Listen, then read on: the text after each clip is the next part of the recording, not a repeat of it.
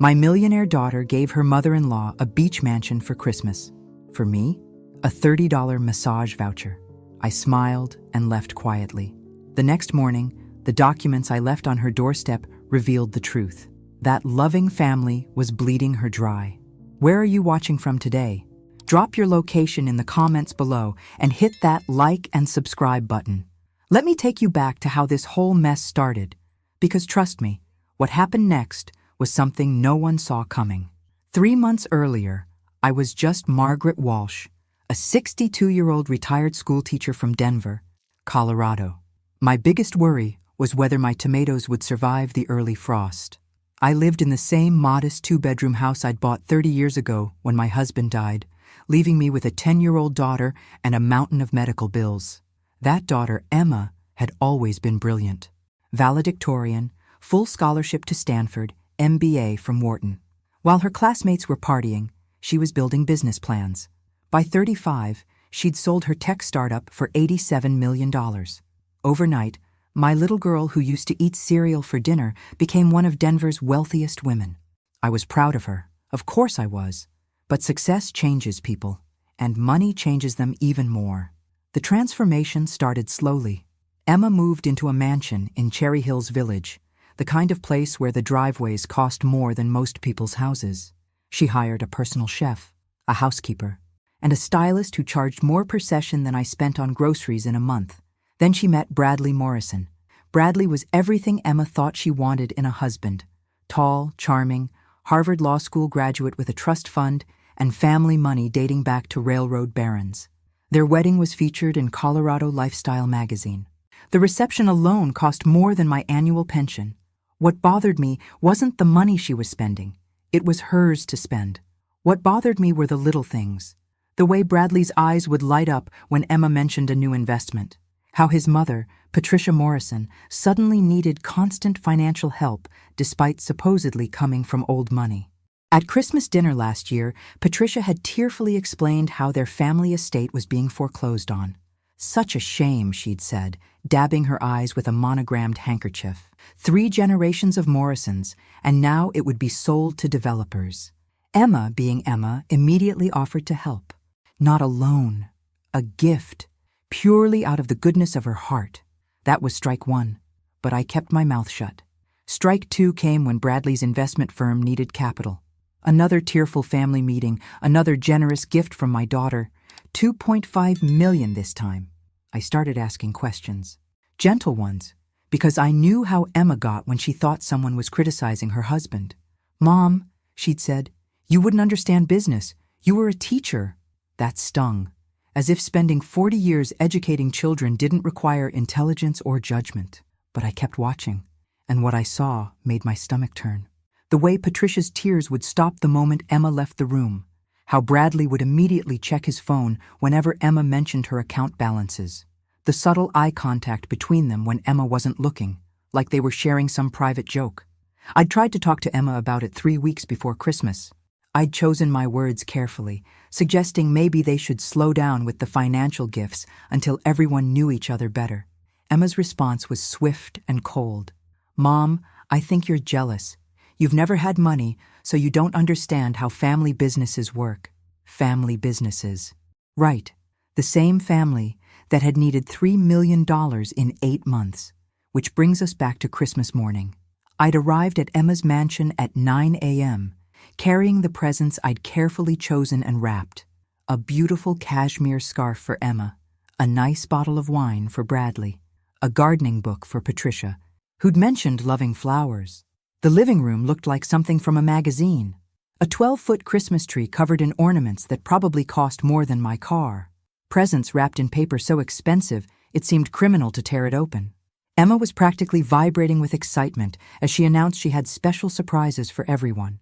Bradley opened his first, keys to a new Mercedes-AMG, $70,000 of pure German engineering. Patricia went next. Emma handed her an envelope with trembling hands, tears already forming.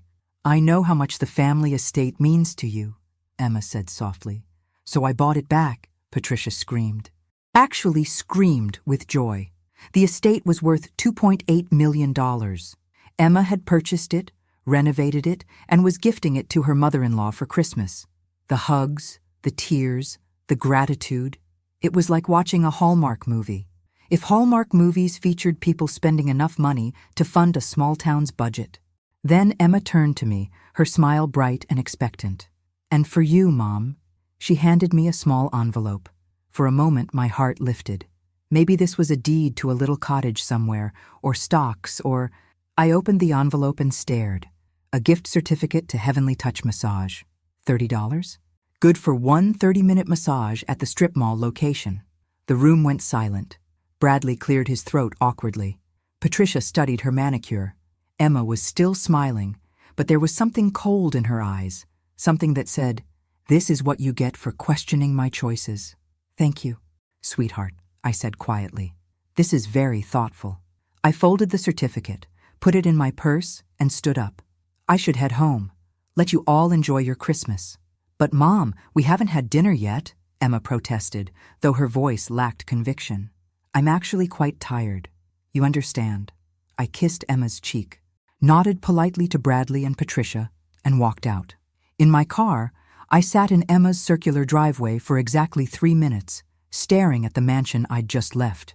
Through the windows, I could see my daughter's new family celebrating their expensive gifts.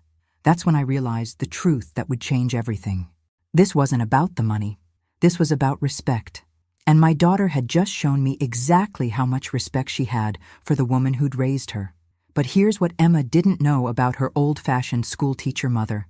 I hadn't spent 40 years dealing with teenage troublemakers without learning a thing or two about investigation. The next morning, I made 3 phone calls that would unravel Bradley and Patricia Morrison's entire life. But first, I had some digging to do. That night, I barely slept. Every time I closed my eyes, I saw that $30 massage voucher contrasted against the image of Patricia Morrison's tears of joy over a $3 million mansion. 29 years I'd raised Emma alone.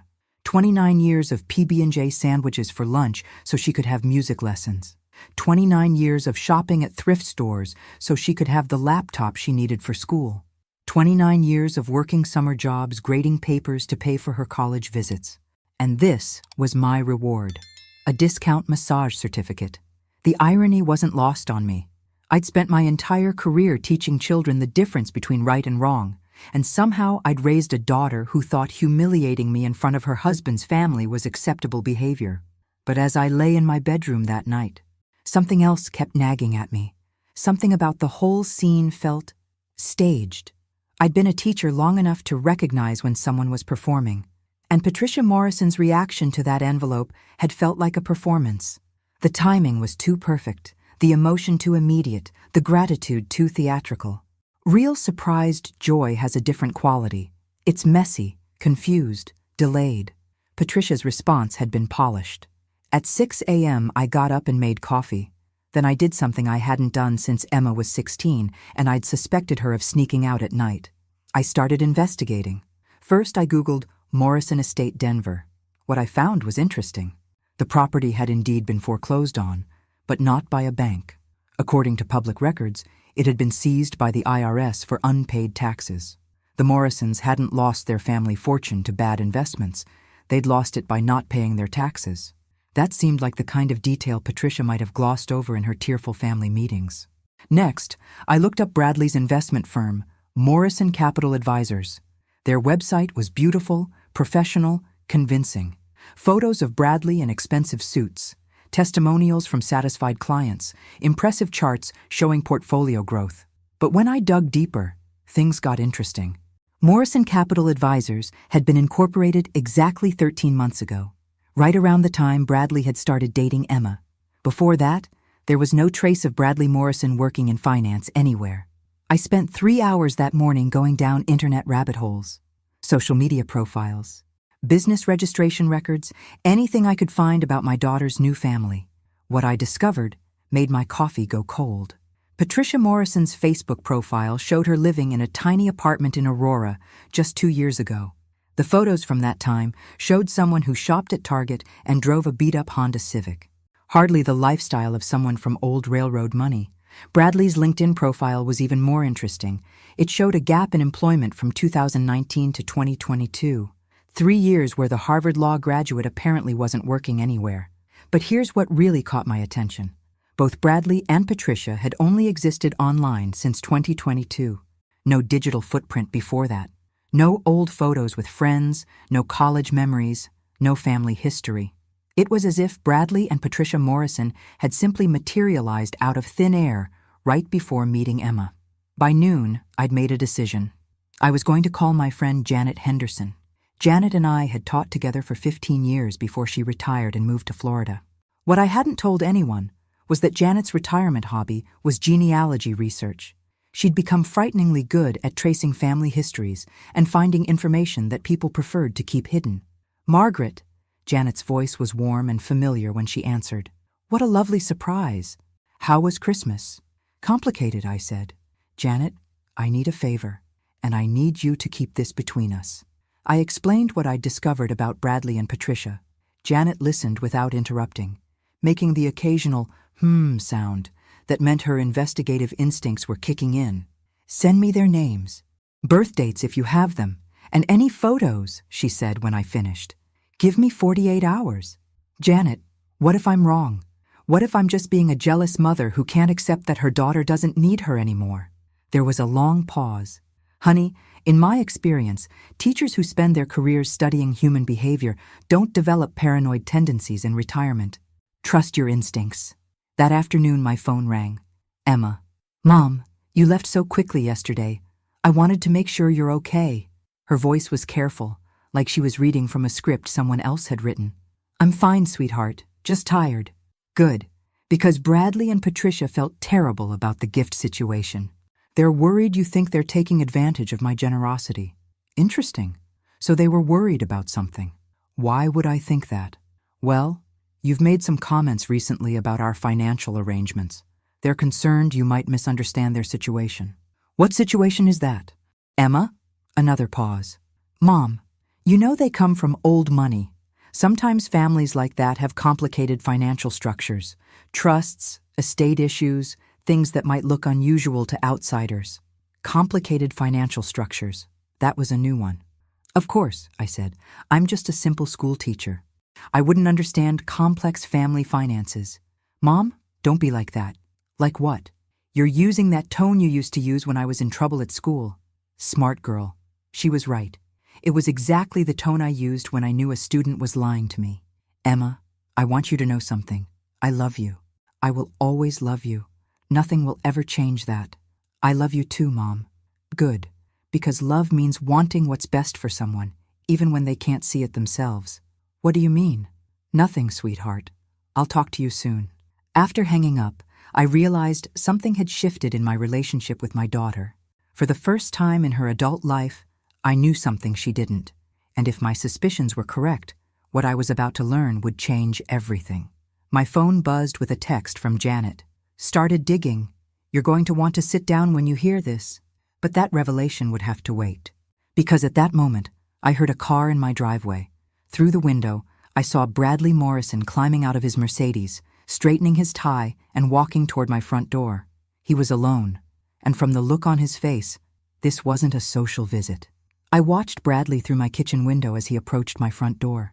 He moved with the kind of confidence that comes from a lifetime of getting what you want, but there was something different about him today, something careful, calculating.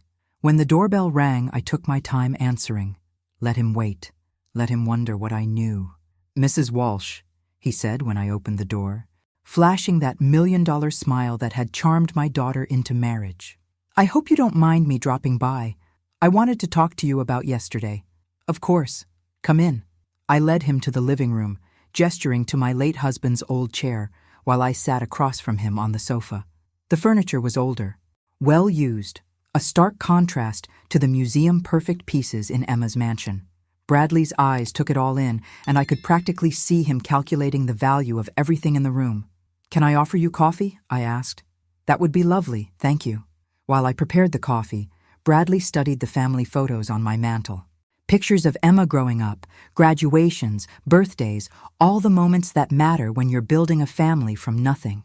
"You raised an incredible daughter," he said when I returned with the coffee tray. "I certainly tried." He accepted the cup with the same gracious manner he probably used at charity galas. "Mrs. Walsh, I'm here because I'm concerned. Emma mentioned you've had some reservations about our family's financial situation." I sipped my coffee slowly, buying time. "What kind of reservations?" "Well," Bradley settled back in his chair, "I understand why our circumstances might seem unusual to someone unfamiliar with old family wealth. Trust funds, estate management, tax structures, it can all appear quite mysterious from the outside." Mysterious is one word for it. Bradley's smile never wavered, but I caught something flicker in his eyes. "The thing is, Mrs. Walsh, family reputations are delicate things. When there are questions about legitimacy or propriety, it can be very damaging, not just to Patricia and me, but to Emma as well." Was that a threat? Wrapped in expensive manners and delivered with a Harvard accent, but a threat nonetheless? "What exactly are you asking me to do, Bradley?" "I'm asking you to trust your daughter's judgment. She's a brilliant businesswoman. If she believes in us, perhaps you could find it in your heart to do the same." I set down my coffee cup carefully. "You know what I find interesting, Bradley?" "What's that?" "In all the months you've been part of this family, you've never once asked me about Emma's childhood. Never wanted to see baby pictures or hear funny stories about her growing up. Most men who love my daughter would be curious about her history." Bradley's smile faltered slightly. Well, we focus on the future rather than dwelling on the past." "How convenient." I stood up, moving to the mantel where those family photos were displayed. "Because Emma's past is fascinating. For instance, did you know that when she was 12, she started a neighborhood dog-walking business? Made enough money to buy her own school supplies that year? That's lovely. She was always good at reading people. Could tell which dogs were friendly and which ones might bite just by watching their body language for a few minutes." I picked up a photo of teenage Emma, smiling in her graduation cap and gown. "She got that skill from me, I suppose. 30 years of teaching gives you a sixth sense about people. You learn to spot the troublemakers, the liars, the ones who think they're smarter than everyone else." Bradley was no longer smiling. "Mrs. Walsh, I'm not sure what you're implying." "I'm not implying anything. I'm saying that my daughter might have excellent business instincts, but she's always had a blind spot when it comes to people who tell her what she wants to hear." "And what is it you think I'm telling her?" I turned to face him directly. "That you need her money because of family honor and complicated circumstances, rather than the simpler truth that you need her money because you don't have any of your own." The mask finally slipped. For just a moment, Bradley's charming facade cracked, and I saw something cold and predatory underneath. "You're Emma's mother," he said slowly, "so I'm going to pretend this conversation never happened.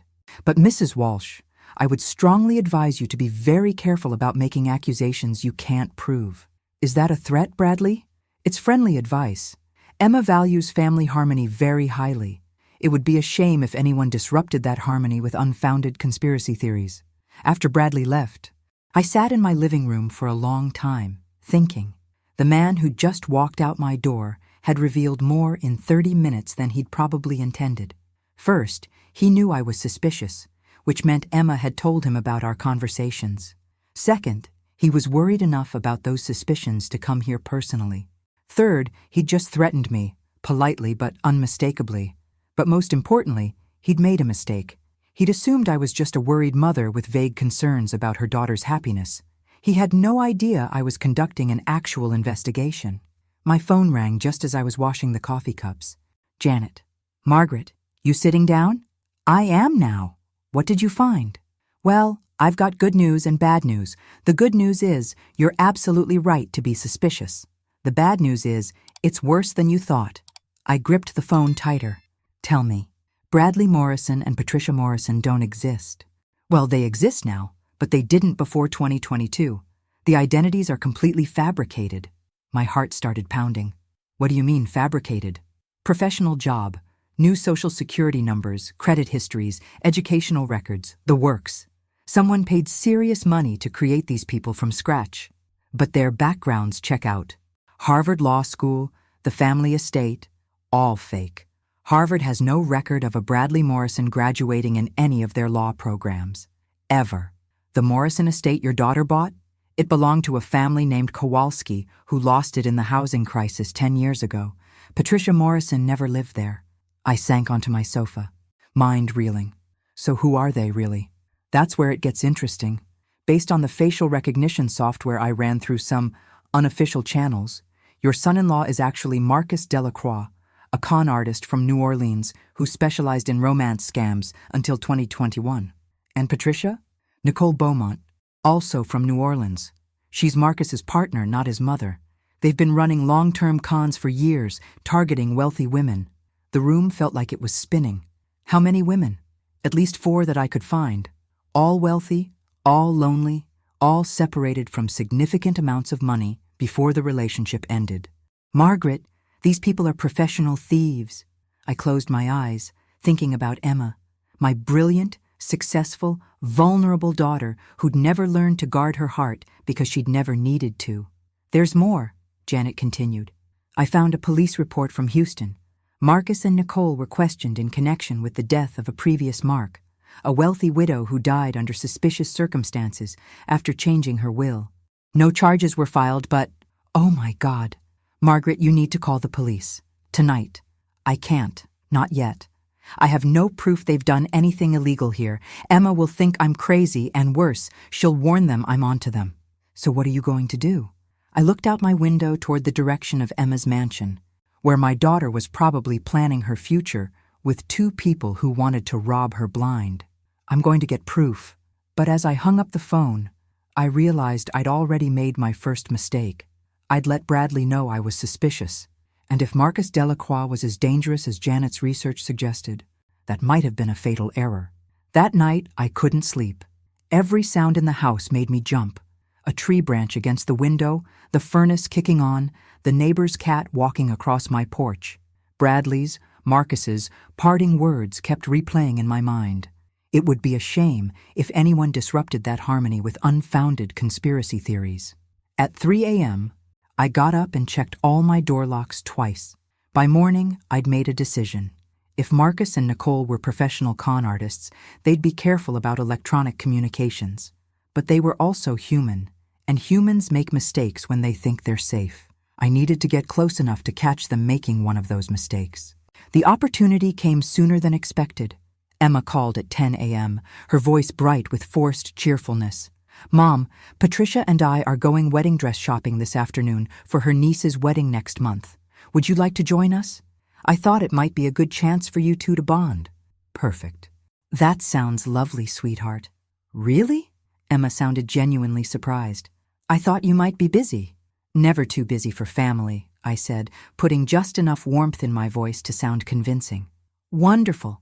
We're meeting at the bridal boutique in Cherry Creek at 2 p.m. After hanging up, I spent 20 minutes figuring out how to activate the voice recording app on my phone. Technology wasn't my strong suit, but desperation is an excellent teacher. The boutique was everything I'd expected, all crystal chandeliers and silk-covered settees, the kind of place where a simple veil costs more than most people spend on their entire wedding. Emma was already there when I arrived, chatting with a saleswoman about styles and budgets. Patricia arrived 15 minutes late, perfectly coiffed and carrying an expensive purse that I now knew she probably couldn't actually afford. Margaret, she exclaimed, kissing my cheek like we were old friends. How wonderful that you could join us. This is going to be such fun. For the next hour, I played the role of the devoted grandmother-in-law, oohing and aahing over dress after dress. Patricia tried on gowns that cost more than my monthly pension, spinning in front of mirrors while Emma and the saleswoman gushed about how stunning she looked. But I was watching faces, not dresses. And what I saw was interesting. Patricia's reactions were studied, carefully calibrated to Emma's responses. When Emma admired a particular detail, Patricia would suddenly discover she loved that exact same feature. When Emma seemed less enthusiastic, Patricia would frown and declare the dress wasn't quite right. More telling were the moments when Patricia thought no one was looking, the brief flashes of impatience when Emma was distracted, the way she checked her phone constantly as if waiting for important news, the dismissive glances she shot at the saleswoman when the woman suggested less expensive alternatives. This was a woman playing a role, and she was getting tired of the performance. My moment came when Emma stepped outside to take a call from her office. The saleswoman went to the back room to find more options. For exactly 90 seconds, Patricia and I were alone in the fitting area. Patricia immediately dropped her grandmother act, pulling out her phone and texting rapidly. I pretended to look through a rack of veils while positioning myself close enough to overhear if she made a call. She did. "It's me," she said quietly, her voice suddenly lower, sharper. "The old lady was asking questions yesterday. Bradley handled it, but she's not backing off." "No, she doesn't know anything concrete, but she's suspicious. I know what the timeline is.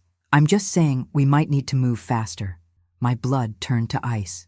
"Timeline for what?" "The trust fund documentation will be ready next week," Patricia continued. "Once Emma signs those papers, we'll have access to everything. Yes, I understand the risks, but sitting on this much money makes me nervous.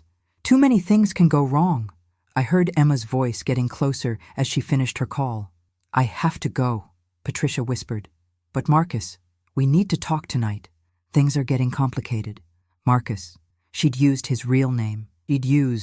By the time Emma returned, Patricia had transformed back into the doting mother-in-law, admiring a particularly expensive dress with theatrical enthusiasm. "This one is perfect," she declared. "Emma, you have such wonderful taste." "Actually," Emma said, "I think we should ask Mom what she thinks." "Mom, what's your opinion?" I looked at Patricia, meeting her eyes directly. "I think some things aren't what they appear to be, but the truth has a way of coming out eventually." Patricia's smile never wavered, but I saw her hands clench slightly. "How profound," she said. "You're absolutely right. Authenticity is so important, don't you think?" The drive home was torture. Emma chattered happily about wedding plans and family bonding while I sat in the passenger seat, my phone in my purse with 90 seconds of recorded conversation that proved my daughter was being targeted by professional criminals. But when I tried to replay the recording at home, my heart sank. The audio was muffled, unclear, impossible to understand without knowing what to listen for. No court would consider it evidence. Emma certainly wouldn't. I needed more. Something undeniable. That evening, I did something I never thought I'd do. I called my nephew Tommy in Chicago. Tommy was my late sister's boy, now 38, and working in what he vaguely described as computer security. Growing up, he'd been the kid who could hack into the school's computer system just to prove he could. I'd always disapproved of his rebellious streak. Tonight, I was counting on it. "Aunt Margaret, this is unexpected. How are you doing? Tommy, I need a favor. And I need you to not ask too many questions about why." There was a pause. "Okay, what kind of favor?" "I need someone's phone records, text messages, call history, everything." Another pause. Longer this time. "Aunt Margaret, that's not exactly legal." "I know. I'm asking anyway. This isn't like you. What's going on?" I took a deep breath. "Someone is trying to hurt Emma financially, possibly physically. I have evidence they're criminals, but not enough to convince her or the police." Jesus. "Okay, send me whatever information you have about these people. But Aunt Margaret, if we do this, you need to understand the risks. If we get caught, I understand. Tommy, there's something else. I think they might be planning to speed up whatever they're doing. Tonight on the phone, the woman mentioned a timeline and said they might need to move faster. How much faster? I don't know. But I got the impression it was soon. Then we don't have time for the subtle approach. Send me their phone numbers, full names, real and fake, and any other information you have. I'll see what I can find tonight." After hanging up, I sat at my kitchen table with a legal pad, writing down everything I knew about Marcus and Nicole. Every detail from their first meetings with Emma, every story they'd told about their backgrounds, every financial request they'd made. Looking at it all laid out, the pattern was obvious. They'd systematically isolated Emma from anyone who might question their motives, convinced her to make increasingly large financial commitments, and were now pushing toward some kind of final score. The trust fund documents Patricia had mentioned. What were those? Emma had never said anything about setting up a trust fund. My phone buzzed at 11 p.m. A text from Tommy. "You were right to be worried. Call me, now." When I called him back, his voice was grim. "Aunt Margaret, these people are more dangerous than you realized. I found their communications, and you need to hear this immediately." "What did you find?" "Text messages from today. They're not just planning to rob Emma. They're planning to kill her." The room started spinning. "What?" "After she signs some trust fund papers next week, They've been researching ways to make it look like an accident. Car crashes, home invasions, medical emergencies. Aunt Margaret, Emma has maybe 5 days before they put whatever plan they've chosen into motion. I dropped the phone. 5 days to save my daughter's life, and she still didn't even know she was in danger. I didn't sleep that night. How could I? Every time I closed my eyes, I saw Emma's face when she'd shown me that $30 massage voucher. The hurt in her eyes when I'd questioned her financial arrangements with Bradley, the way she'd defended him just yesterday afternoon. How do you tell your daughter that the man she loves is planning to murder her? Tommy had forwarded me screenshots of the text messages between Marcus and Nicole. Reading them was like watching my daughter's death being planned in real time. Car accident too messy. Police investigate those thoroughly now. Home invasion better. Lots of break-ins in Cherry Hills lately. Pills easiest. Make it look like accidental overdose. Wealthy people take lots of prescription meds anyway. Need her to sign trust papers first. Tuesday appointment confirmed with lawyer. Today was Thursday. The lawyer appointment was in 5 days. At 6 a.m., I called Tommy back. I can't just hand these to the police, I told him. The messages were obtained illegally, and even if they believed me, it would take time to build a case. Emma could be dead by then. So, what are you going to do? I'm going to record them confessing. Aunt Margaret, that's incredibly dangerous. If they suspect you know, they already suspect I know something. Bradley, Marcus, came to my house yesterday to warn me off. I think I'm next on their list after Emma. There was a long pause. Then we need to move fast. I can help you set up recording equipment, but you'll need to get them talking about their plans. How? Give them a reason to panic. Make them think their timeline is compromised. I spent the morning working out a plan that was probably going to get me killed, but might save Emma's life. At noon, I called my daughter. Emma, sweetheart, I need to apologize for my behavior lately. I've been letting my worries about money cloud my judgment about Bradley and Patricia. Oh, Mom. Emma's voice was warm with relief. I'm so glad you called. I've been feeling terrible about our relationship. I was wondering if we could have a family dinner tonight. All 4 of us. I'd like to start fresh with Bradley and Patricia. That's a wonderful idea. Should we meet at a restaurant? Actually, I was hoping you could all come here. I'd like to cook for my new family. Emma sounded surprised but pleased. Of course. What time? 7 o'clock. And Emma? Could you ask Bradley to bring those trust fund documents Patricia mentioned? I'd like to understand the family financial structure better. Another pause. Trust fund documents? Yes. Patricia mentioned them yesterday at the dress shop. She said they were finalizing some paperwork with a lawyer next week. I don't know anything about trust fund documents, Mom. Perfect. Now Emma would ask Bradley about them, and he'd have to scramble to come up with an explanation. That kind of pressure makes people say things they shouldn't. That afternoon, Tommy arrived at my house with a suitcase full of equipment I didn't understand. Tiny microphones, recording devices, something that looked like it belonged in a spy movie. This will record everything, he said, showing me a device no bigger than a quarter. I'll be in a van outside monitoring the feed. If things go bad, I'll call the police. What if they search me? They won't. These people are con artists, not professional killers. They're going to be focused on damage control, not physical security. By 6 p.m., my house was wired for sound and video. I'd cooked Emma's favorite meal, pot roast with all the fixings, and set my dining room table with my mother's china. If this was going to be my last dinner with my daughter, I wanted it to be memorable. Emma arrived first, carrying a bottle of wine and looking happier than I'd seen her in months. Mom, I can't tell you how much this means to me. Family is everything. Bradley and Patricia arrived together 20 minutes later. Bradley was carrying a manila folder, and both of them looked tense despite their smiles. Mrs. Walsh, Bradley said, kissing my cheek, thank you so much for this invitation. Patricia and I were thrilled when Emma told us. Dinner started pleasantly enough. I asked about their holiday plans, complimented Patricia's dress, even managed to laugh at one of Bradley's stories about his supposed Harvard classmates. But I was watching their faces, and what I saw was 2 people trying very hard to seem relaxed while calculating whether I was a threat. After the main course, I served coffee and brought up the topic I'd been waiting for. Bradley, Emma mentioned you brought some documents to show me. Something about a trust fund? Bradley and Patricia exchanged a quick glance. Emma looked confused.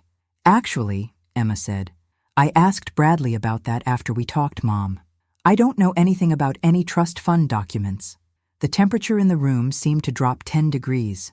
Oh, I said innocently. I must have misunderstood what Patricia said at the boutique. Patricia's smile was strained. I think there might have been some confusion. We were discussing several different legal matters. What legal matters? Emma asked, turning to look at her husband. Bradley cleared his throat. Well, darling, Patricia and I have been working with attorneys to restructure some of our family holdings. Tax purposes, estate planning, that sort of thing. What family holdings? Emma's voice was getting sharper. Bradley, you told me your family lost everything in the foreclosure. Another glance between Marcus and Nicole. This was it, the moment when their story started falling apart. Not everything, Bradley said carefully. There are still some assets in various trusts and accounts. It's complicated. How complicated? Emma set down her coffee cup. And why is this the first I'm hearing about it? Patricia jumped in. Emma, dear, these are very sensitive financial matters. The kind of thing that requires discretion. Discretion from who? I'm his wife. Well, Patricia continued, family money often comes with conditions, confidentiality requirements, restrictions on disclosure. Emma stood up abruptly. Stop. Just stop. Bradley, I want you to explain to me right now what's going on. What trust funds?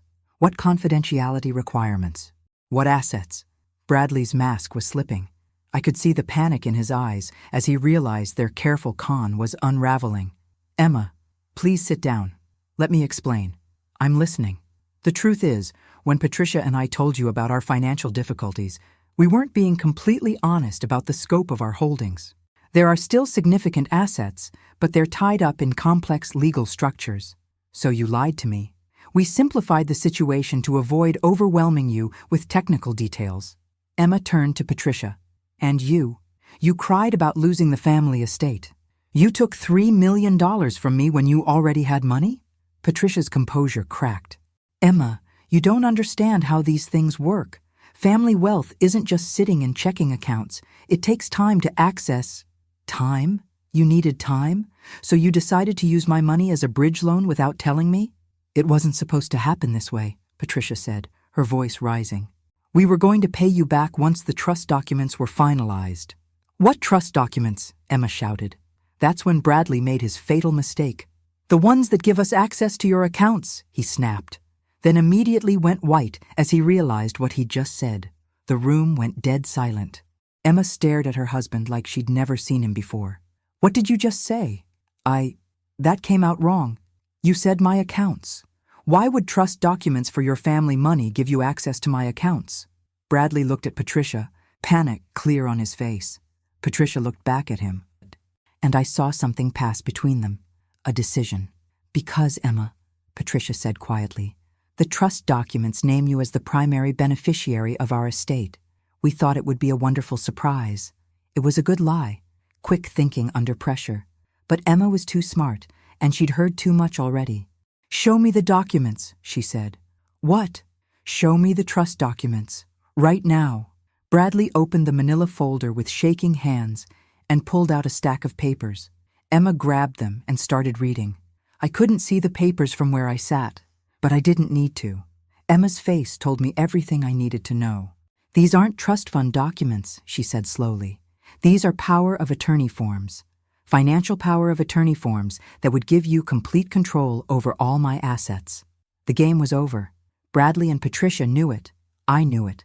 And finally, thank God, Emma knew it too. But what happened next would determine whether my daughter lived to see another Christmas. Because cornered con artists are the most dangerous kind. These aren't trust fund documents, Emma said slowly, her voice deadly calm. These are power of attorney forms. Financial power of attorney forms that would give you complete control over all my assets. The silence that followed was deafening. I could hear my own heartbeat, the tick of the grandfather clock in the corner, the distant sound of traffic outside. But in my dining room, nobody moved. Nobody breathed. Bradley's face had gone completely white. Patricia looked like she was calculating distances to the nearest exit.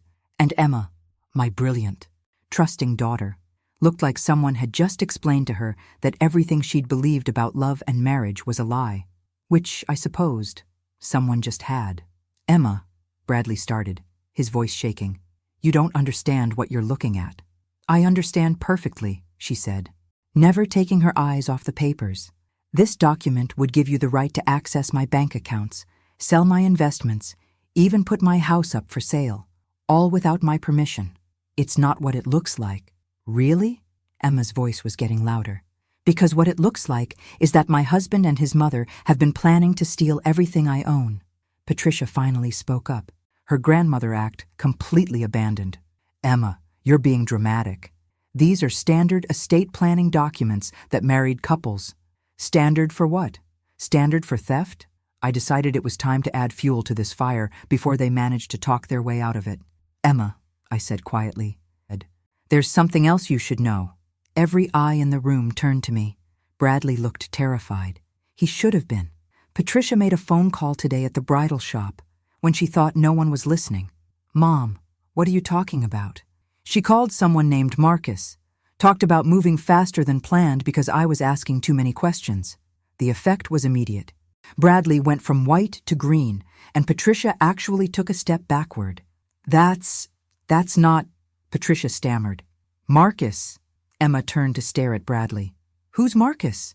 I don't know anyone named Marcus, Bradley said, but his voice cracked on the lie. I pulled out my phone and played the audio recording I'd made at the boutique. It was muffled, but Patricia's voice was clearly audible saying Marcus's name. Emma listened to the entire thing twice. When it finished, she looked at her husband like she'd never seen him before. Your real name is Marcus, isn't it? Bradley's shoulders slumped in defeat. Emma, I can explain. Can you explain why your mother called you by a different name? Can you explain why you have power of attorney documents prepared without telling me? Can you explain why you need to move faster because my mother is asking questions? Yes, I can explain all of it. Then start explaining. Bradley glanced at Patricia, and I saw something pass between them. A moment of silent communication. Then Bradley straightened his shoulders and transformed back into the charming man who'd swept my daughter off her feet. The truth is, Emma, our situation is more complicated than we've told you. Yes, my legal name is Marcus Bradley Morrison. I go by Bradley because Marcus is associated with some unpleasant family history. The power of attorney documents were prepared as a precaution because of some ongoing legal issues with our estate. He was smooth, I had to give him that, taking just enough truth and wrapping it in just enough lies to sound believable. What kind of legal issues? Emma asked. The IRS has been challenging some aspects of our family trust. They've threatened to freeze our assets while they conduct their investigation. The power of attorney was suggested by our lawyers as a way to protect your assets in case they decide to expand their inquiry. It was a beautiful lie. Sophisticated, detailed, just plausible enough to give Emma hope that there was an innocent explanation for everything. But I had one more card to play. That's interesting, Bradley, I said. Or should I call you Marcus? Or would you prefer Marcus Delacroix? The reaction was instantaneous. Patricia gasped audibly. Bradley went completely rigid, and Emma looked between us with growing alarm. What did you just say? Emma asked. I said your husband's real name is Marcus Delacroix. He's a con artist from New Orleans who specializes in targeting wealthy women, and Patricia isn't his mother. She's his partner. Her real name is Nicole Beaumont. Emma stared at me like I'd started speaking a foreign language. Mom, that's insane. You can't just... I can prove it, I interrupted. I spent yesterday doing research. Real research, Emma. Police records, facial recognition software, the works. I pulled out the folder of information Janet had sent me. Photos of Marcus and Nicole from previous cons, police reports, newspaper articles about their other victims. This is your husband in Houston 2 years ago, calling himself Bradford Mitchell, engaged to a wealthy widow named Helen Crawford. This is Patricia, Nicole, in Phoenix, claiming to be his aunt, helping him access Helen's accounts. Emma grabbed the papers from my hands, studying them with the same intensity she'd once applied to business plans and financial reports. This woman died, she said quietly, looking at a newspaper clipping about Helen Crawford's fatal car accident. 3 days after changing her will to leave everything to Bradford Mitchell, I confirmed. And this one? Emma picked up another report. Diane Foster, Orlando. Mysterious overdose 6 months after marrying your husband when he was calling himself Blake Morrison. Another convenient accident right after she'd signed over power of attorney. Emma was turning pages faster now, seeing the pattern emerge. 4 different cities, 4 different names, 4 wealthy women who'd fallen in love with the charming man now sitting in my dining room. And this? She held up a police report with photos attached. That's when they got caught in New Orleans. Not enough evidence to prosecute, but enough to make them change cities and identities. Emma looked up at Bradley, Marcus, who was sitting frozen in his chair. "Is this true?" she asked quietly. "Emma, those documents could be fabricated. Your mother has clearly been listening to someone with a grudge against our family." "Stop!" Emma's voice was barely above a whisper. "Just stop lying to me." She turned to Patricia, Nicole. "How many women have you done this to?" Nicole had given up all pretense of being the grieving mother-in-law. Her face was hard, calculating, showing the predator that had been hiding underneath the grandmother mask. "You wouldn't understand," Nicole said coldly. "You've never had to work for anything in your life. Money has always been easy for you. So, you decided to take mine. We decided to earn it. Do you know how exhausting it is to pretend to love someone like you? Do you know how hard it is to listen to your boring stories about your company and pretend to care about your success?" The mask was completely off now. Emma was seeing Nicole exactly as she really was. A cold, manipulative criminal who'd been playing a role for months. "And you," Emma turned back to Marcus. "Did you ever feel anything real for me? Even for a minute?" Marcus actually smiled. It was the first genuine expression I'd seen from him, and it was chilling. "Emma, you're asking the wrong question. The question isn't whether I felt anything real for you. The question is whether you would have felt anything real for me if I hadn't been playing the part of the perfect husband." "What do you mean?" "I mean you didn't fall in love with me. Emma, you fell in love with a fantasy. A Harvard-educated aristocrat with family money and old-world charm. If I'd walked into that country club as Marcus Delacroix, high school dropout from the French Quarter, would you have given me a second glance?" The cruelty in his voice was breathtaking. He was destroying her not just financially, but emotionally, making her question not just his feelings, but her own. "You created a character you thought I wanted," Marcus continued, "and then you fell in love with your own creation. I was just the actor playing the part." Emma's face crumpled. For a moment, she looked like the little girl who used to run to me when the bigger kids picked on her at school. But then something changed in her expression. The vulnerability disappeared, replaced by something harder. "You know what, Marcus? You're right about one thing. I did fall in love with a fantasy, but you made a mistake." "What mistake?" "You assumed I was just another rich victim who would roll over and die quietly when you decided it was time. But I'm Margaret Walsh's daughter, and Margaret Walsh's daughter doesn't go down without a fight." Emma pulled out her phone and dialed 911. "I'd like to report a fraud in progress," she said calmly, "and possibly attempted murder." That's when Marcus and Nicole decided they weren't going quietly after all. The moment Emma said the word murder, everything exploded into chaos. Marcus lunged across the table, knocking over wine glasses and reaching for Emma's phone. Nicole bolted toward the front door, but stopped when she realized Tommy was blocking it. My nephew had apparently decided monitoring from the van wasn't sufficient protection. Emma dodged Marcus's grab, but tripped over her chair and went down hard. I heard her phone skitter across the hardwood floor as she fell. "Tommy!" I shouted, but he was already moving, tackling Nicole before she could reach the back door. Marcus had Emma pinned against the wall, one hand over her mouth, the other reaching into his jacket for something I really didn't want to see. You know what's funny about spending 30 years breaking up high school fights? You learn that the element of surprise is everything. Marcus was so focused on Emma, he never saw my mother's cast-iron skillet coming. I hit him square in the back of the head with enough force to drop a charging bull. He crumpled to the floor like a deflated balloon. "Nice swing, Aunt Margaret," Tommy said, still wrestling with Nicole. "But we've got a problem." "What problem?" "She's got a gun." I looked down and saw the small pistol in Nicole's hand pointed directly at Tommy's chest. Her grandmother act was completely gone now, replaced by someone who looked entirely capable of murder. "Everybody shut up and listen," Nicole snarled. "Here's what's going to happen. Margaret, you're going to help me get Marcus up and out to our car. Tommy, you're going to let me go, or I'm going to put a bullet in your chest." "Nicole," I said calmly, Or should I call you whatever your real name is today? My name is Nicole Beaumont, and I've been doing this a lot longer than you've been playing amateur detective. Yes, I know. I read about Houston, about Helen Crawford's mysterious accident 3 days after she changed her will. Nicole's eyes narrowed. Helen Crawford was a lonely old woman who was going to die anyway. We just made sure her money went to people who would use it properly. And Diane Foster in Orlando? Another lonely old woman? Diane was a drunk. She killed herself with pills and alcohol. We just happened to benefit from it. Emma was helping Marcus sit up. Blood trickling from where the skillet had connected with his skull. He was conscious, but groggy, which was fine by me. And what was the plan for Emma? I asked, keeping my voice conversational. Another mysterious accident?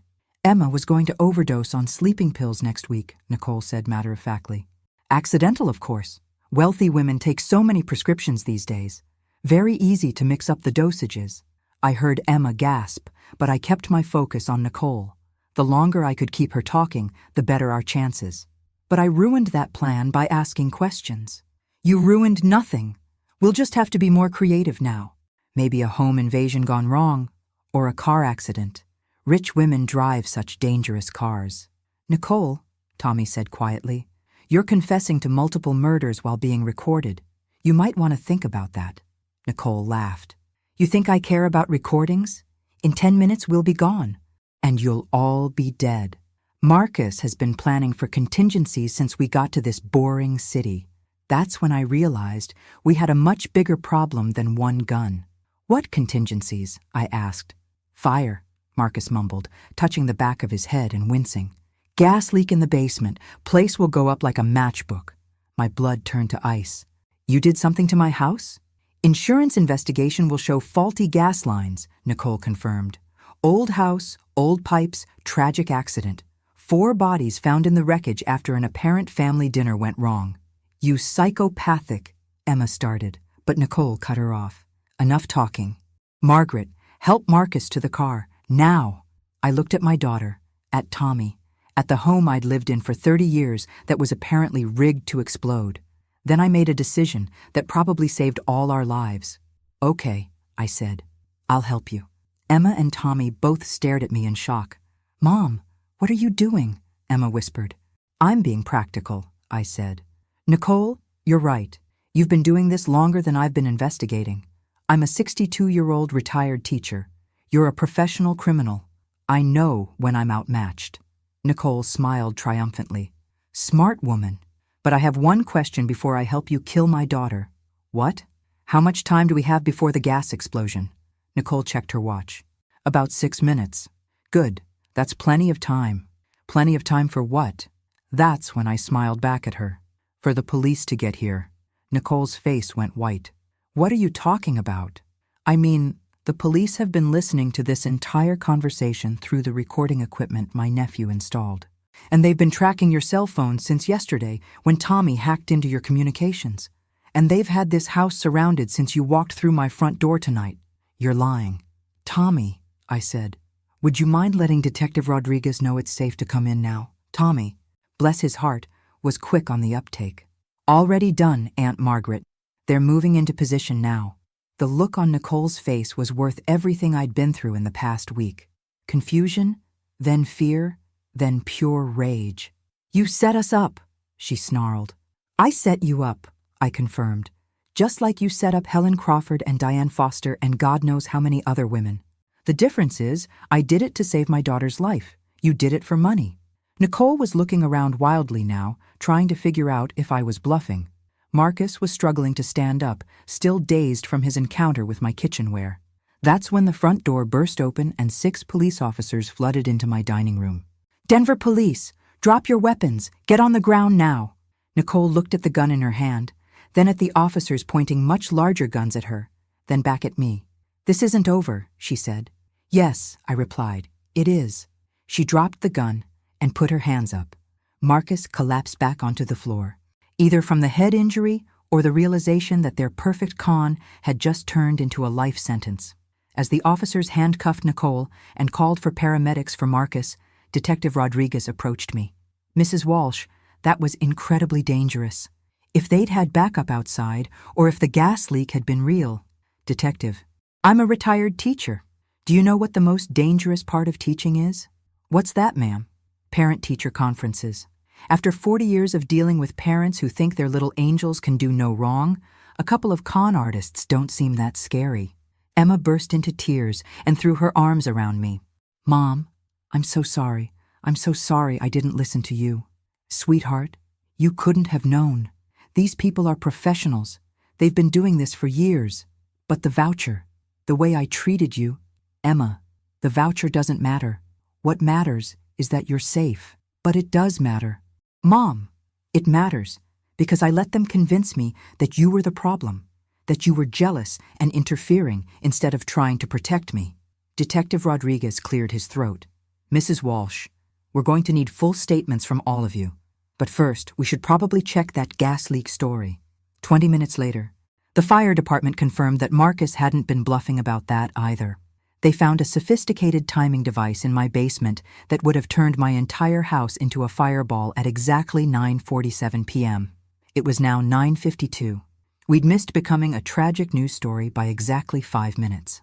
3 days later, I was sitting in Detective Rodriguez's office reviewing the final details of what the police were calling the Morrison-Beaumont fraud case. We found evidence of at least 6 other victims, Detective Rodriguez told me. Going back 8 years, the total amount stolen is close to $14 million. How many of them died? 3 that we can confirm. Helen Crawford in Houston, Diane Foster in Orlando, and a woman named Patricia Weber in Miami. All supposedly accidental deaths that occurred right after they'd signed over power of attorney or changed their wills.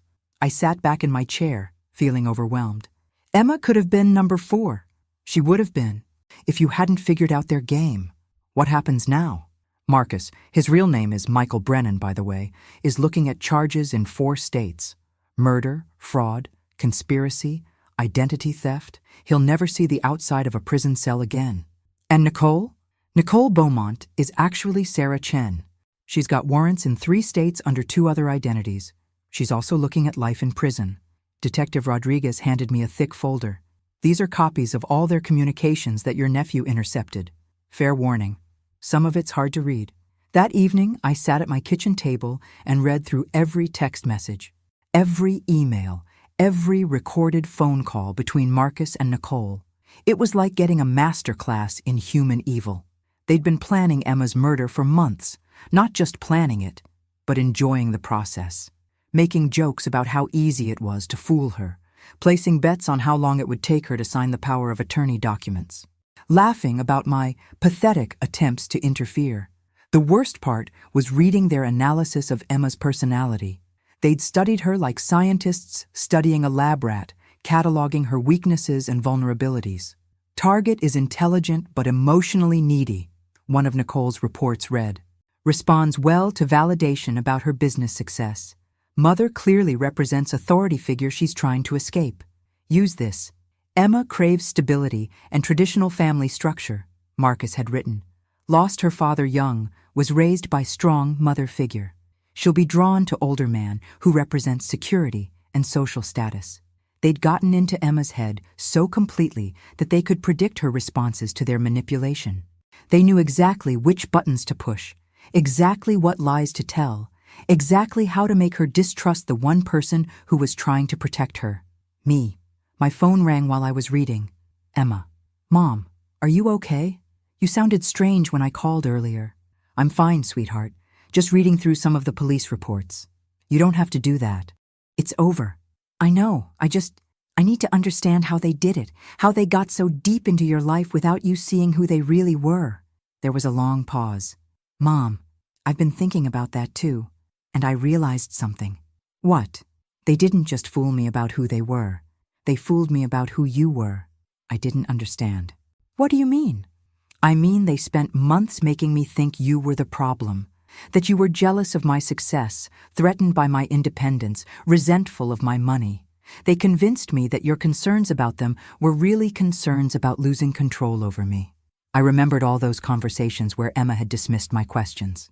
All those times she'd accused me of not understanding her new life. Emma, you don't have to. Yes, I do. Mom, they made me see you as the enemy, so I wouldn't listen when you tried to warn me. And it worked perfectly. I could hear tears in her voice.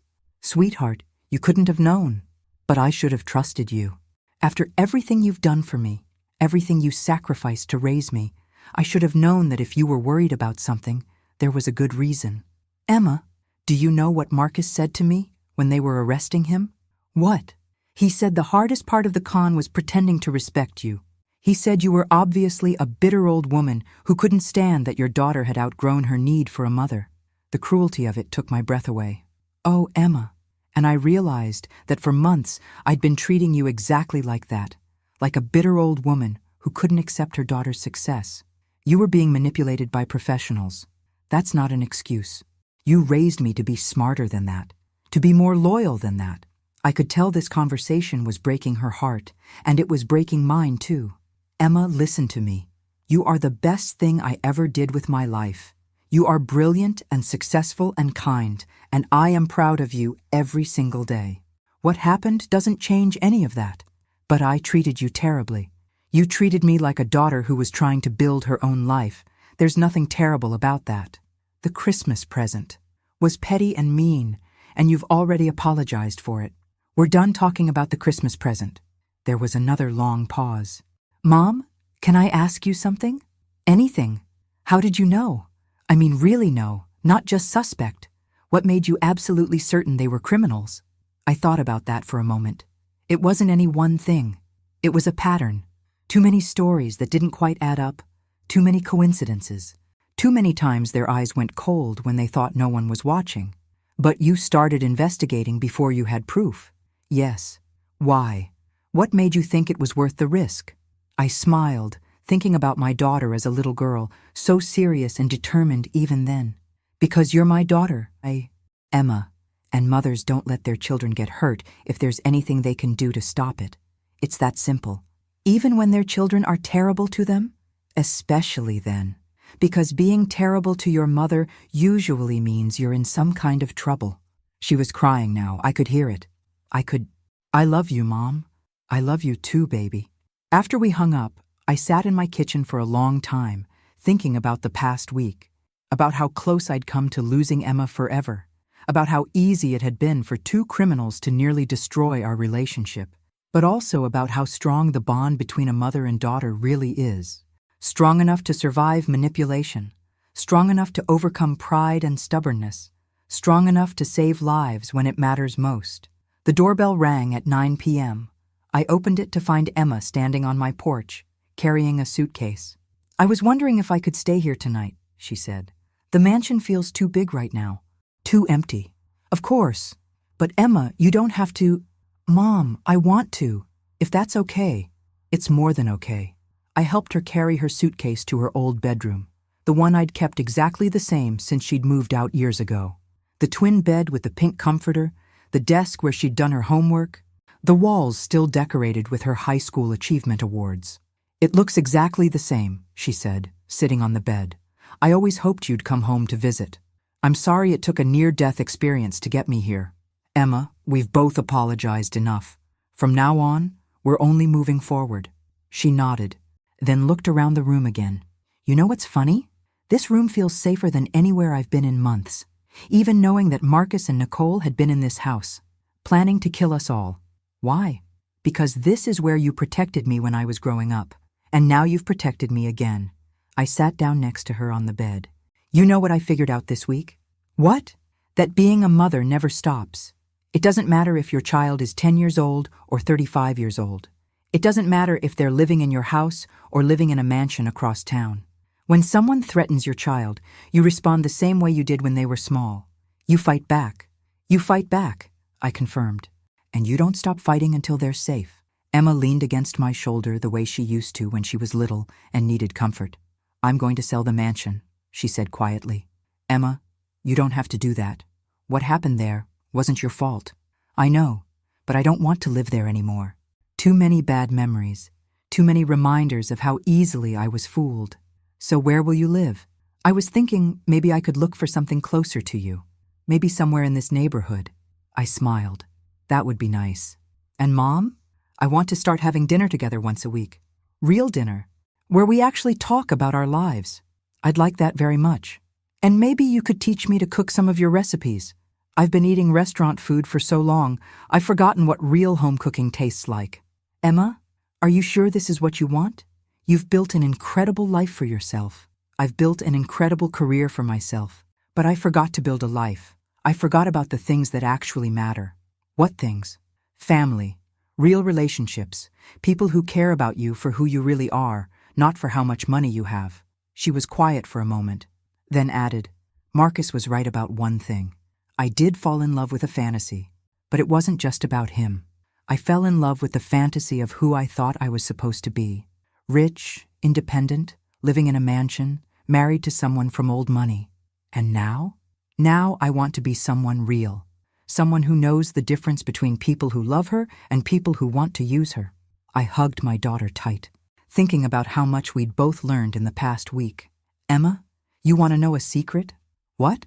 That $30 massage voucher? I never used it. Why not? Because every time I looked at it, it reminded me that something was wrong with your life, and I knew I needed to stay alert until I figured out what it was. Emma laughed through her tears. So, in a weird way, it was the perfect gift after all. In a very weird way, yes. Should we frame it? Absolutely not. Some reminders are better forgotten. But as we sat there in Emma's childhood bedroom, I realized that wasn't true. The best reminders, the ones about love and loyalty and the lengths mothers will go to protect their children, those are the ones worth keeping forever. Sarchi, 2 weeks after Marcus and Nicole were arrested, I got a phone call that changed everything I thought I knew about their case. Mrs. Walsh, this is Agent Sarah Chen with the FBI. Could you come to our field office this afternoon? There's been a development in the Morrison-Beaumont investigation. What kind of development? The kind that's better discussed in person. The FBI field office was nothing like I'd imagined. Less dramatic lighting and more fluorescent bulbs than the movies would have you believe. Agent Chen turned out to be a serious woman about Emma's age, with kind eyes and the demeanor of someone who'd seen too much human cruelty. Mrs. Walsh, thank you for coming. I want to start by saying that your investigation was remarkable. Without your work, we would never have uncovered the scope of this operation. Operation? That's what I wanted to discuss with you. Marcus Brennan and Sarah Chen, the people you knew as Bradley and Patricia Morrison, weren't working alone. My blood went cold. What do you mean? Agent Chen opened a thick file and spread photos across the conference table. We've been tracking an organized crime ring that specializes in long-term confidence schemes targeting wealthy individuals. What happened to your daughter wasn't random. It was part of a much larger operation. She pointed to a photo of a distinguished older man I'd never seen before. This is Vincent Torres. He runs the organization that trained and deployed Marcus and Sarah. They've been operating for over 15 years. How many victims? 43 that we've identified so far. Total theft amounts to over $60 million. And Mrs. Walsh, at least 12 of those victims died under suspicious circumstances. I stared at the photos, feeling sick. They've been doing this for 15 years? Torres recruits people like Marcus and Sarah, intelligent, attractive criminals with flexible consciences. He trains them in long-term manipulation techniques, provides them with false identities, and sends them to target wealthy individuals. How do they choose their targets? Very carefully. They look for people who have money, but also emotional vulnerabilities. Recent widows, successful women who've never married, people who've been isolated from their families by circumstances. Agent Chen pulled out another photo. Emma fit their profile perfectly. Young, wealthy, no close family except for you. Hungry for the kind of traditional family structure she'd never had. So they created Bradley Morrison specifically to appeal to her. Exactly. Torres's organization maintains extensive psychological profiles on potential targets. They knew exactly what kind of man Emma would fall for before Marcus ever introduced himself to her. The scope of it was overwhelming. Agent Chen, how did you find out about Torres? Sarah Chen broke yesterday. She talked? She did more than talk. She offered to testify against Torres in exchange for a plea deal. I leaned back in my chair, trying to process this. Why would she do that? Because Torres had a backup plan for your situation.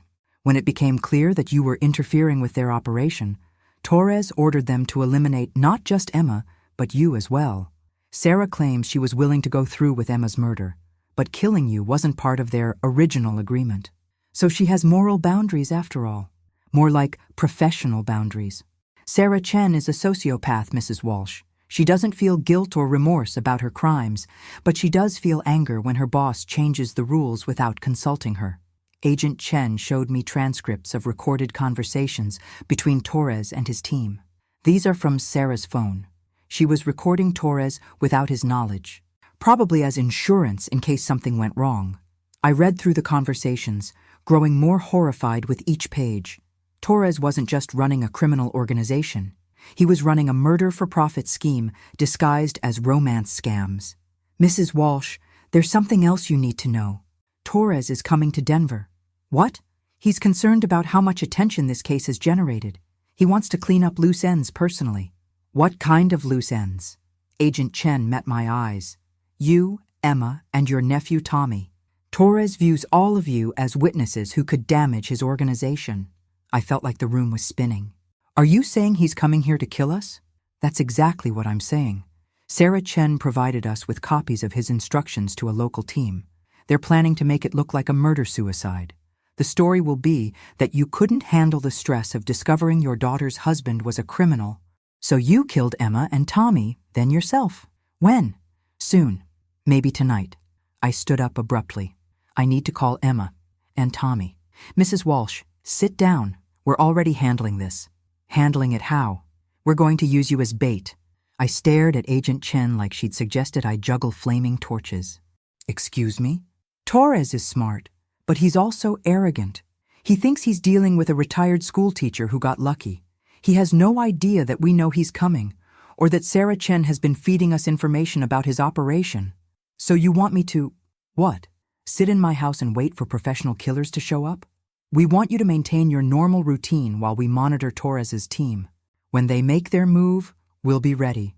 Agent Chen, with all due respect, that's the stupidest plan I've ever heard. Mrs. Walsh? No, absolutely not. I'm not using my daughter and nephew as bait for a crime boss who's already killed at least 12 people. Agent Chen leaned forward. Mrs. Walsh, Torres is going to come after you whether we catch him now or later. This way we control the circumstances. We choose the location, we choose the timing, and we have backup ready. And if something goes wrong, nothing will go wrong. We've done this before. I thought about that for a long moment. Then I thought about something else. Agent Chen, what if I said I had a better idea? What kind of idea? The kind that turns the hunter into the hunted. The kind that gives Torres exactly what he thinks he wants, right up until the moment he realizes he's made a fatal mistake. Mrs. Walsh, you're not a trained agent. No, but I am a trained teacher. And after 40 years of dealing with bullies, I've learned something important about them. What's that? They always underestimate the people they think are weak, and that overconfidence is always their downfall. Agent Chen studied my face for a long moment. What did you have in mind? I smiled. I'm going to give Vincent Torres the performance of his life, and when it's over, he's going to wish he'd never heard the name Margaret Walsh. But first, I had some shopping to do. Because if I was going to take down a crime boss, I was going to need more than just a cast iron skillet. Though I have to admit, that skillet had served me pretty well so far. Vincent Torres was nothing like I'd expected a crime boss to look. When he walked into the coffee shop where I'd agreed to meet him, he looked like someone's grandfather heading to church. Silver hair, kind eyes, expensive but conservative suit. The kind of man you'd trust to hold your purse while you used the restroom, which I supposed was exactly the point. Mrs. Walsh, he said, extending his hand with a warm smile. Thank you so much for agreeing to meet with me. I know this situation has been terribly difficult for your family. I shook his hand, noting the firm grip and the genuine warmth in his voice. This man could probably convince you to hand over your life savings while making you feel grateful for the opportunity. Mr. Torres, I appreciate you coming to Denver personally. When Agent Chen told me you wanted to discuss a resolution to this whole mess, I was intrigued. We sat at a corner table in the busy Starbucks, just two older people having coffee and conversation. Nothing suspicious to any casual observer. Torres even ordered a decaf latte and a blueberry scone, playing his grandfather role to perfection. Mrs. Walsh, I want to start by apologizing. The people who targeted your daughter were operating outside my organization's guidelines. When I discovered what they were planning, I was horrified. His performance was flawless. The right amount of concern, the perfect balance of authority and humility. If I hadn't known what he really was, I would have believed every word. What guidelines would those be, Mr. Torres? We run a sophisticated financial consulting firm, Mrs. Walsh. Sometimes our methods are unconventional, but we never intended for anyone to be harmed. You mean besides the 12 people who died during previous consultations? Torres's mask slipped for just a moment, a flicker of surprise that I knew the real scope of his operation. Then the grandfather's smile returned. I think there's been some misunderstanding about my business, Mrs. Walsh, perhaps fed to you by federal agents who are more interested in building a case than finding the truth. And what is the truth, Mr. Torres? The truth is that I run a legitimate business helping wealthy individuals optimize their financial portfolios. Sometimes that involves complex estate planning, trust management, even arranged marriages between compatible parties. Arranged marriages? Think of it as high-end matchmaking, Mrs. Walsh. Wealthy people often have trouble finding partners who aren't interested in their money. We provide introductions to individuals who already have their own resources. It was a beautiful story. Elegant, plausible, just close enough to reality to sound believable. He was selling me the same fantasy he'd probably sold to dozens of other victims' families. That's fascinating, Mr. Torres. But I'm curious about something. What's that? If Marcus and Sarah were operating outside your guidelines, why are you here? Why not just distance yourself from them and move on? Torres smiled like I'd asked exactly the question he'd been hoping for. Because, Mrs. Walsh, I believe in taking responsibility for my employees' actions, even when they act against orders. How noble of you. I'd like to offer your family compensation for what you've been through. Significant compensation. Now we were getting to the real purpose of this meeting. What kind of compensation? $2 million, Mrs. Walsh, tax-free, deposited into accounts of your choosing. All I need in exchange is your agreement not to cooperate further with the federal investigation. It was a generous offer. Life-changing money for someone like me.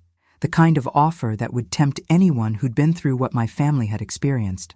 That's very generous, I said. But I have a counteroffer. Torres raised an eyebrow. I'm listening. How about instead of $2 million, you turn yourself in to the FBI and spend the rest of your life in prison where you belong? The grandfather mask disappeared completely. For the first time since walking into the coffee shop, I was looking at the real Vincent Torres, and he was absolutely terrifying. Mrs. Walsh, he said quietly, I think you misunderstand your situation. I understand it perfectly. You're a murderer who makes money by convincing people to trust you, then stealing everything they own before killing them. You came here because you're worried that your former employees will testify against you, and you want to eliminate the witnesses who could corroborate their testimony. You're making a serious mistake. Actually, Mr. Torres, you're the one who made the mistake. What mistake? You assumed I was just another scared victim who would take your money and keep quiet. But you forgot something important about me. What's that? I'm a retired teacher, and teachers don't negotiate with bullies. Torres leaned back in his chair, studying me with new interest. Mrs. Walsh, do you know how many people have tried to threaten me over the years? I'm not threatening you. Mr. Torres, I'm promising you. Promising me what?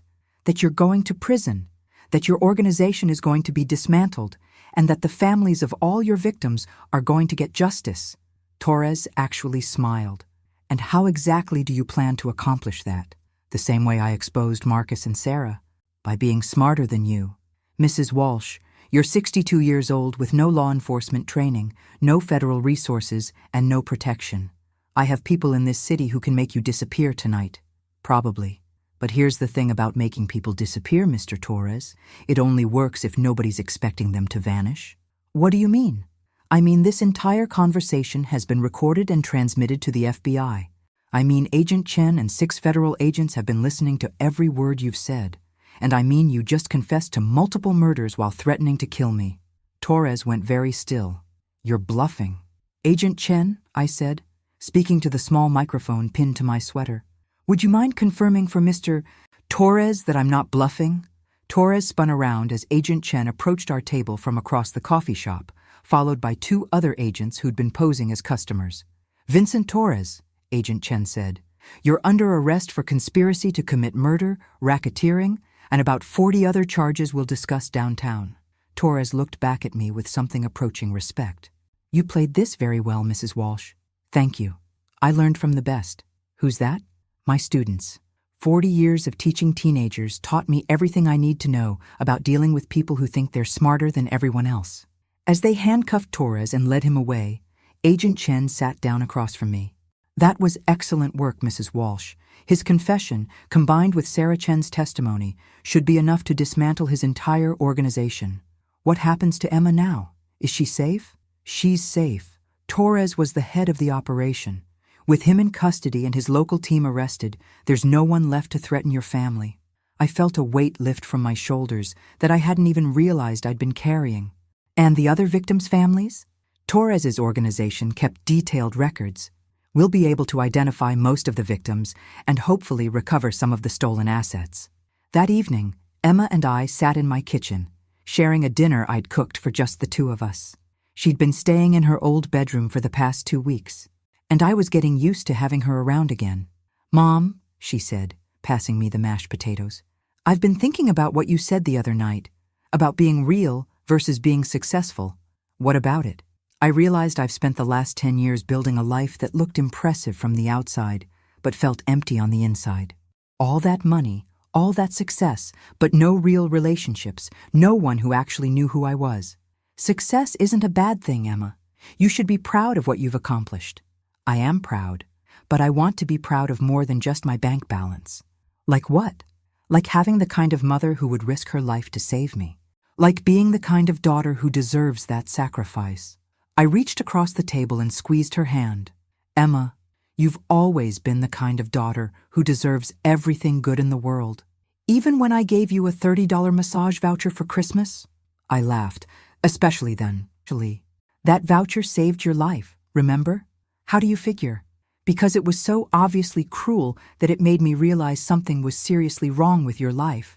If Marcus and Sarah had convinced you to give me a nice present, I might not have started investigating." Emma smiled. "So in a weird way, they outsmarted themselves. Evil usually does, eventually. People who spend their lives manipulating others tend to forget that real relationships are based on love, not control." "Speaking of real relationships," Emma said, "I've been thinking about making some changes." "What kind of changes?" "I want to start a foundation. Something that helps victims of financial fraud, especially older women who've been targeted by romance scams." "Emma, that's a wonderful idea. I was hoping you might want to help me run it. I mean, if you're interested in coming out of retirement." I looked at my daughter, really looked at her, and saw the woman she'd become. Successful, yes, but also kind. Rich, yes, but also generous. And finally, wise enough to know the difference between people who wanted to use her and people who wanted to love her. "Emma," I said, "I can't think of anything I'd rather do." 6 months later, the Margaret and Emma Walsh Foundation for Fraud Prevention opened its doors in downtown Denver. Our first client was a 70-year-old widow from Houston, whose grandson had stolen her retirement savings. Our second was a businessman from Phoenix, who'd lost everything to a fake investment scheme. By the end of our first year, we'd helped recover over $3 million in stolen assets and provided counseling services to more than 200 fraud victims. Emma kept her promise about weekly dinners. Every Sunday, she comes to my house and I teach her to cook something new. Last week, it was my mother's famous pot roast. This week, we're trying homemade bread. She also kept her promise about buying a house in my neighborhood. She's 3 blocks away now, in a charming Tudor that's 1/10 the size of her old mansion, but feels infinitely more like home. As for Marcus and Sarah, they're both serving life sentences without the possibility of parole. Vincent Torres died in federal custody while awaiting trial. Natural causes, according to the autopsy, though I suspect the stress of facing 43 murder charges might have contributed to his heart attack. Sometimes I think about what would have happened if I'd just accepted that $30 massage voucher gracefully, if I'd minded my own business and let Emma live her life without interference from her worried mother. She'd be dead now, and Marcus and Sarah would be living in her mansion, planning their next con. But that's not what happened.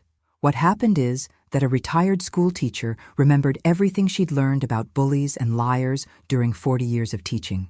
What happened is that a mother's love turned out to be stronger than professional criminals' greed. And what happened is that my brilliant, successful, beautiful daughter learned something that all her business school classes had never taught her: the difference between people who want to be part of your life and people who want to take your life away. The massage voucher is framed now, hanging in our foundation's lobby with a small plaque that reads, "Sometimes the worst gifts lead to the best outcomes." Visitors often ask about it. Emma loves telling them the story of how a $30 insult helped save her life and led to the recovery of millions of dollars in stolen assets.